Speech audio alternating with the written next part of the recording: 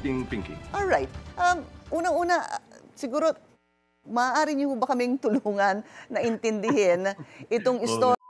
Isang magandang araw mga kababayan, ating pong panonoorin dito itong yung video na to na kung saan itong si Ombudsman Remulla inatras na yung kaso laban dito kay Senator Joel Villanueva mga kababayan.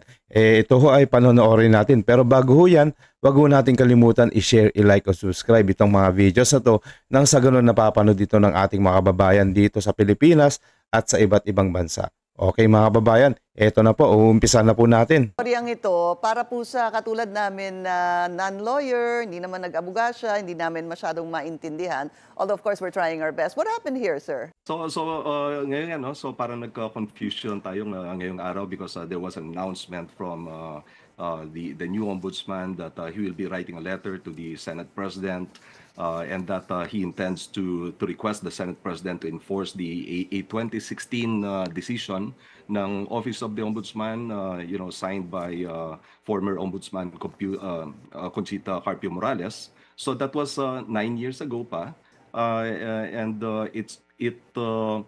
yung background facts po noon, these are the PDAF na mga allegations way back 2008 pa. And at the time, Senator Joel Villanueva was not a member of the Senate at the time, but he was a party list representative ng SIBAC. Matagal na pala yan way back nung time na yon. And then yung 2016 decision po, it was already at the time when Joel Villanueva was already ayan, Ombudsman Remulla, nakita mo na yung nagpa-file ka pa ng mga dito sa Senado na para tanggalin itong si Senator Villanueva, pero hindi mo pala alam na ito nga matagal na na-dismiss yung kaso niya na at saka hindi pa siya senator noon. Noong time na yun, he's a congressman. So, na-dismiss na po yan mga kababayan. Etong si Boying Remulla, nagpapatawa talaga no? Tignan mo itong nangyari ito na sinabi ni former ombudsman before na si Samuel Martires. Aba, hindi ko na alam kung anong sikreto sa amin kasi meron kaming tinatawag na CCMS, yung Case Management System. Kapag yung kaso ay na-release, napapasok yan sa system So, nandun na sa system na dismiss na yun. Yun mga kababayan. So, na-dismiss na yung kaso na kinakaso na ito ni Ombudsman na Remulla na mga aso-aso ni BBM. Kinakasuhan niya at nagpasa ngayon dito at binawi niya din po mga kababayan. Dahil nga po na-realize niya na nagmumukha siyang tanga. Ombudsman pa naman siya.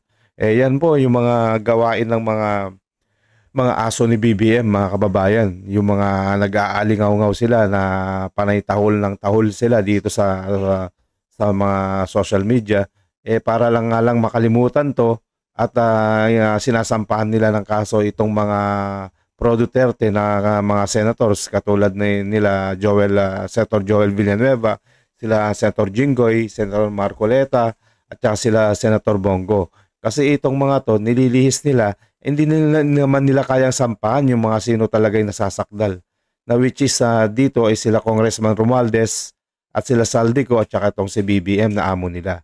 Hindi nila magawa-gawa yan dahil nga siyempre diversionary tactics ng mga aso yan Nililihis lang nila mga kababayan. So maliwanag po na itong si Remulla na aso ni BBM na gumagawa lang ito ng mga diversionary tactics para makalimutan or parang maiba yung mga mood swings ng akala nila, mababago nila yung mga mood swings natin na nakaano na tayo dito, nakatatak na dito sa mga nakamulat na sa isipan natin na itong BBM administration ay walang ginawa kundi ma-revision ng mga sambayan ng Pilipino, mga kababayan. The party list representative nung SIBAC way back nung time na yon. And then yung 2016 decision po, it was already at the time when Joel Villanueva was already a senator. Opo. So yung nangyari po doon, there was a request from Conchita Carpio Morales, the ombudsman at the time, and then it was not acted upon by the Senate. Okay. Yun po yung But to be nangyari. clear, Professor, yung pong naging desisyon ng Office of the Ombudsman in 2016 was to recommend, tama ho ba, to recommend na matanggal po sa pwesto si Senator Joel Villanueva? Well, as we understand it, no, the way the facts were presented, I think it's an Aha. administrative case, no. So in administrative cases po, the ombudsman has the power to dismiss. And once there is a dismissal, there is an accessory penalty of perpetual disqualification from public office. So that was the order that the ombudsman was requesting that the Senate would enforce in Yung admin 2016. case. Dito po Yeah, ako it was the nalilito, admin case. Professor, Apo. if you will, no?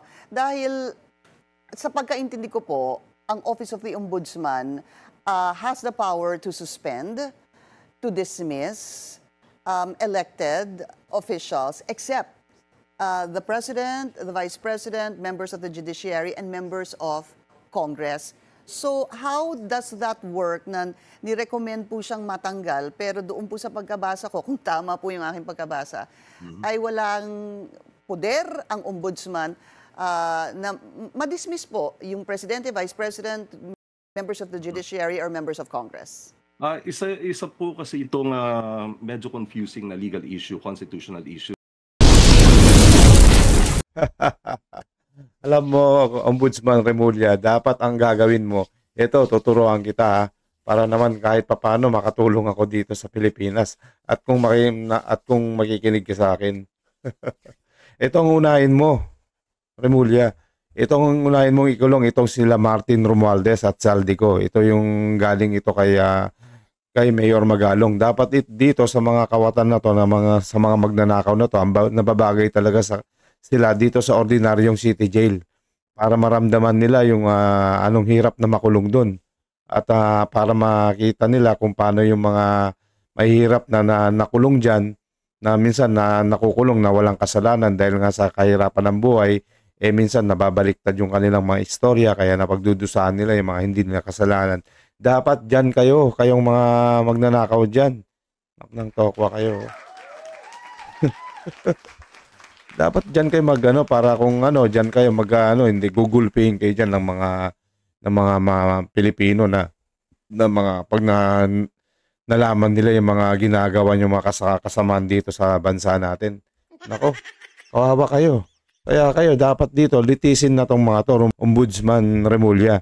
Itong una mong i-priority, hindi yung mga senator na maka-pro Duterte na pinag-iinitan ninyo na hindi naman sila nadadawit dito. Dito obvious naman sa mata ng taong bayan itong mga nadadawit dito, yung mga kawatan na to, silang Romualdez, sila Zaldico, at saka iba pa yung mga congressman dyan, yung mga nagsisip-sip dito sa administration ng BBM. Yan ang unahin na ikulong. Dahil yan yung mga salot dito sa lipunan natin. Discuss sa law school, yung power ng ombudsman na mag-dismiss ng sitting members of Congress. And especially yung facts, no, yung accountability happened at the time when they were not yet a member of the Senate, kasi member siya of the House of Representatives at that particular time. Now, you might be congressman pa lang siya nun, mga kababayan. Hindi pa siya senator. 1989, no? So yung section 21 po has limited the power, the disciplinary power of the office of the ombudsman to any elective or public elected or appointed public official, except only three things, no? Yung mga impeachable officers under Article 11 of the Constitution, and then members of Congress and members of the judiciary. So yun po, it was limited. So yung bottom line po noon, under the law, yung Ombudsman Act, yung Office of the Ombudsman has no disciplinary jurisdiction or authority over members of Congress. Kaya lang po, may contention man po sa constitutional law. Now, of course, we know that the Constitution is supposed to be supreme, no? So we have to examine whether yung Section 21 of the Ombudsman Act is consistent with what the Constitution says, no? So yung under Article 11 po ng Constitution, may tinatawag po tayo ng mga impeachable officials. Yung mga impeachable officials po natin, yung President, yung Vice President, yung mga members ng mga Constitutional Commission, Conditions. yung Ombudsman po, so they are impeachable officers. Yung bottom line po nun, they may only be removed by impeachment for and conviction for certain offenses as enumerated in Article 11, Section 2 of the Constitution. So yung provision po ng Article 11 Section 2 is restrictive, meaning to say they may only be removed by impeachment. Okay. And then sabi po doon, all other officers may be removed pursuant to law or as provided by law. Okay. Now, so yung enumeration po noon, it does not include members of Congress. So we have to Okay, Ombudsman Remulla, narinig mo ha. Maliwanag pa sa sikat ng araw na itong si Senator Villanueva na hindi pwedeng kasuhan dahil unang-una na nag-grant na tapos na binasura na yung dating sinampa sa kanya. At pangalawa, hindi pa siya senador noon. Ba't mo kakasuhan ngayon? Congressman lang siya noon. O mga kababayan, itong final topic natin dito ngayong araw na to, itong video na to na kung saan na si Ombudsman Remulla na hindi na siya magpapadala ng sulat sa Senado, ikakansela niya na dahil nga yung gusto niyang ipa-dismiss dito sa pagiging senator itong si Senator Villanueva, mga kababayan. O ayan po mga kababayan, itong main topic natin ngayong araw na to na itong si Ombudsman Remulla hindi na magpapadala ng sulat dito sa Senado na kung saan gusto niyang ipa-dismiss itong si Senator Villanueva na kung saan wala naman siyang preba dahil matagal na palang naibasura tong dismiss case ni Senator Villanueva. By the way mga kababayan, huwag mo nating kalimutang i-share, like o subscribe itong mga videos na to nang sa ganun napapanood dito ng ating mga kababayan dito at yung mga OFW natin dyan sa nasa iba't ibang bansa mga kababayan. Maraming salamat po. News that matters. Kita-kits po ulit tayo susunod. God bless. Thank you.